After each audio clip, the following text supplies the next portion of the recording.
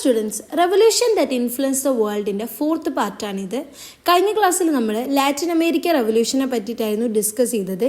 ഈ ക്ലാസ്സിൽ നമ്മൾ റഷ്യ റെവല്യൂഷനെ പറ്റിയിട്ടാണ് ഡിസ്കസ് ചെയ്യുന്നത്. റഷ്യ റെവല്യൂഷൻ്റെ ഒരു ഇൻട്രൊഡക്ഷനായിട്ട് ദ മദർ എന്നുള്ള നോവലിൽ ഒരു ക്യാരക്ടർ പറഞ്ഞ വേർഡ്സാണ് ഇവിടെ കൊടുത്തത്. ആ നോവൽ റിട്ടേൺ ചെയ്തത് ഫേമസ് റഷ്യൻ റൈറ്ററായിട്ടുള്ള മാക്സിം ഗോർക്കിയാണ്. ഇതിലൂടെ നമുക്ക് അവിടുത്തെ വർക്കേഴ്സിൻ്റെയും ഫാമേഴ്സിൻ്റെയും ദുരവസ്ഥയെ പറ്റിയിട്ടും അവരുടെ എയിമിനെ പറ്റിയിട്ടും മനസ്സിലാവുന്നുണ്ട്. എന്തൊക്കെ കാര്യങ്ങളാണ് അവിടുത്തെ വർക്കേഴ്സ് ഡിമാൻഡ് ചെയ്തത്? ഒന്നാമത്തെ കാര്യമാണ് abolish the private property system. സ്വകാര്യ സ്വത്ത് അബോളിഷ് ചെയ്യണം, നിർത്തലാക്കണം. Every one has to work, എല്ലാവർക്കും വർക്ക് ചെയ്യണം എന്ന രണ്ട് കാര്യങ്ങളാണ് അവർ ഡിമാൻഡ് ചെയ്തത്. ഇങ്ങനെ ഡിമാൻഡ് ചെയ്യാനുള്ള അവരുടെ സാഹചര്യം എന്തൊക്കെയാണെന്നാണ് നമ്മൾ അടുത്ത് നോക്കുന്നത്. സാർട്ടിസ്റ്റ് എംപയറിൻ്റെ ഒരു ഓട്ടോക്രാറ്റിക് റൂളായിരുന്നു, ഏകാധിപത്യ ഭരണമായിരുന്നു അപ്പോൾ റഷ്യയിലുണ്ടായിരുന്നത്. അത് ഫാമേഴ്സിനെയും ഫാക്ടറി വർക്കേഴ്സിനെയൊക്കെ ഒരു ട്രാജിക് ആയിട്ടുള്ള ലൈഫിലേക്ക് ലീഡ് ചെയ്തു. നെക്സ്റ്റ് പറയുന്നത് അവരുടെ അഗ്രികൾച്ചർ പ്രൊഡക്ഷൻ്റെ കുറവ് ഫാമേഴ്സിൻ്റെ ഇൻകത്തിനെ ബാധിച്ചു. അതുമാത്രമല്ല ലാൻഡ്ലെസ് ആയിട്ടുള്ള ഫാമേഴ്സ് ഒരു ഹ്യൂജ് പേ, അതായത് ലാൻഡ് ഇല്ലാത്ത ഫാമേഴ്സ് വലിയൊരു ടാക്സ് തന്നെ കൊടുക്കേണ്ടി വന്നു. റഷ്യ ഒരു നാച്ചുറൽ റിസോഴ്സസിൽ ഭയങ്കരമായിട്ട് റിച്ച് ആണെങ്കിലും അവരുടെ ഇൻഡസ്ട്രിയൽ പ്രൊഡക്ഷന് വളരെ കുറവായിരുന്നു. മാത്രമല്ല അവിടെ ഉള്ള ഇൻഡസ്ട്രീസൊക്കെ ഫോറിനേഴ്സിൻ്റെ കൺട്രോളിലായിരുന്നു ഉണ്ടായിരുന്നത്. ഈ ഒരു കാലഘട്ടത്തിലെ റൈറ്റേഴ്സ് ആയിട്ടുള്ള Maxim Gorky, Leo Tolstoy, Ivan Turgenev, Anton Chekhov ഒക്കെ അവരുടെ റൈറ്റിങ്സിലൂടെ ഫാമേഴ്സിൻ്റെയും വർക്കേഴ്സിൻ്റെയും ഈ ദുരവസ്ഥയെ പറ്റിയിട്ട് എഴുതാൻ തുടങ്ങി. കാൾ മാക്സും ഫെഡറിക് ആംഗിൾസും ചേർന്നിട്ട് മാർക്സിസ്റ്റ് ഐഡിയോളജീസ് ഫോർമുലേറ്റ് ചെയ്തു. ഇത് വർക്കേഴ്സിനെ ഇളക്കി മറിച്ചു. അവർ മുതലാളികൾക്ക് പകരം തൊഴിലാളികളുടെ ആധിപത്യം സ്ഥാപിക്കാൻ അവർ ആഹ്വാനം ചെയ്തു. അങ്ങനെ വർക്കേഴ്സിൻ്റെ ഈ ഒരു ദുരവസ്ഥക്ക് ഒരു റെമഡി ആയിട്ട് അവർ ട്രേഡ് യൂണിയൻ രൂപീകരിച്ചു, ഒരു തൊഴിലാളി സംഘടന രൂപീകരിച്ചു. അതുമാത്രമല്ല അവർ മാർക്സിസ്റ്റ് ഐഡിയോളജീസിനെ ബേസ് ചെയ്തിട്ട് ഒരു സോഷ്യൽ ഡെമോക്രാറ്റിക് വർക്കേഴ്സ് പാർട്ടിയും ഫോം ചെയ്തു. ഈ സോഷ്യൽ ഡെമോക്രാറ്റിക് വർക്കേഴ്സ് പാർട്ടി പിന്നീട് സ്പ്ലിറ്റ് ചെയ്തിട്ട് മെൻസെവിക്സ്, അതായത് മൈനോറിറ്റിയുള്ള ആൾക്കാരും പിന്നെ ബോൾസെവിക്സ്, മെജോറിറ്റിയുള്ള ആൾക്കാരുമായിട്ട് മാറി. ബോൾസെവിക്സിൻ്റെ മെയിനായിട്ടുള്ള ലീഡേഴ്സിനെയാണ് ലെനിനും അതുപോലെ ടോട്സ്കിയും. മെൻസെവിക്സിൻ്റെ ലീഡറാണ് അലക്സാണ്ടർ കെറൻസ്കി. 1905 റഷ്യൻ ജപ്പാൻ വാറിൽ റഷ്യ ഡിഫീറ്റ് ആയതോടുകൂടി അവിടെ ഭയങ്കരമായിട്ടുള്ളൊരു ദുരവസ്ഥ ഉണ്ടായി.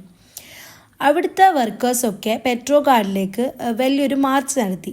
9 ജനുവരി 1905 അവർ ഡിമാൻഡ് ചെയ്തത് പൊളിറ്റിക്കൽ റൈറ്റ്സും അതുപോലെ എക്കണോമിക് റിഫോംസും ആയിരുന്നു. പക്ഷേങ്കിൽ ആ മാർച്ചിന് സോൾജേഴ്സ് ഫയർ ചെയ്യുകയും അവിടുത്തെ ഹൺഡ്രഡ്സ് ഓഫ് ആൾക്കാർ അതിൽ മരണപ്പെടുകയും ചെയ്തു. ഈ ഇവൻറ്റിനെയാണ് ബ്ലഡി സൺഡേ എന്ന് പറയുന്നത്. ഈ ഒരു സംഭവത്തെ തുടർന്ന് സ്ട്രൈക്ക് കണ്ടക്ട് ചെയ്യാൻ വേണ്ടിയിട്ട് അവർ വർക്കേഴ്സ് ഓർഗനൈസേഷനായിട്ടുള്ള ദ സോവിയറ്റ് റഷ്യേൻ്റെ ഉടനീളം ഫോം ചെയ്തു. സമരം ഭയങ്കരമായിട്ട് ശക്തി പ്രാപിച്ചപ്പോൾ റഷ്യൻ്റെ എംപയർ ഡ്യൂമ എന്ന് പറയുന്ന ഒരു നിയമസഭ ഉണ്ടാക്കാൻ നിർബന്ധിതനായി. പക്ഷേ ഈ ഡ്യൂമേൻ്റെ പ്രൊട്ടസ്റ്റൊക്കെ ഇഗ്നോർ ചെയ്തിട്ട് അടുത്ത സാർ ചക്രവർത്തിയായിട്ടുള്ള നിക്കോളസ് രണ്ടാമന് 1940 നടക്കുന്ന ഫസ്റ്റ് വേൾഡ് വാറിൽ പാർട്ടിസിപ്പേറ്റ് ചെയ്യാൻ വേണ്ടിയിട്ട് ഡിസൈഡ് ചെയ്തു. ആ ഒരു വാറിൽ ഒരുപാട് റഷ്യൻ സോൾജേഴ്സ് കൊല്ലപ്പെട്ടു. 1970 അവർക്ക് ഭയങ്കരമായിട്ടുള്ള ഭക്ഷ്യക്ഷാമം അനുഭവിക്കേണ്ടി വന്നു.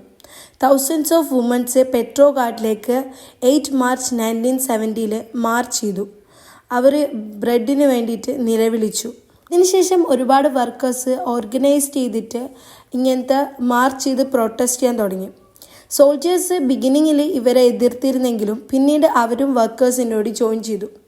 അവരുടെ ഫസ്റ്റ് വേൾഡ് വാറിലെ ദുരിതകരമായ എക്സ്പീരിയൻസ് ആയിരുന്നു അവരെ ഈ വർക്കേഴ്സിനോട് ജോയിൻ ചെയ്യാൻ അവരെ പ്രചോദനമാക്കിയത്.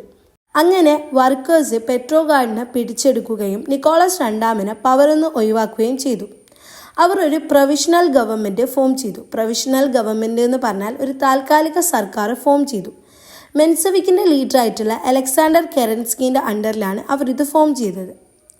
ശരിക്കും റവല്യൂഷൻ നടന്നത് മാർച്ചിലാണ്. പക്ഷേങ്കിൽ റഷ്യൻ കലണ്ടർ ഇൻ്റർനാഷണൽ കലണ്ടറിൽ നിന്നും ഫ്യൂ ഡേയ്സ് ബിഹൈൻഡാണ്, പുറകോട്ടായതുകൊണ്ട് തന്നെ ഈ റഷ്യയിൽ ഇത് ഫെബ്രുവരിയിലാണ് നടന്നതെന്നാണ് രേഖപ്പെടുത്തിയത്. അതുകൊണ്ട് തന്നെ ഇതിനെ ഫെബ്രുവരി റവല്യൂഷൻ എന്നാണ് വിളിക്കുന്നത്. പക്ഷേ ഒരു ഗ്രൂപ്പ് ഓഫ് സോവിയറ്റ്സ് ഈ ഒരു പ്രൊവിഷണൽ ഗവൺമെൻറ്റിനെ അംഗീകരിച്ചിരുന്നില്ല.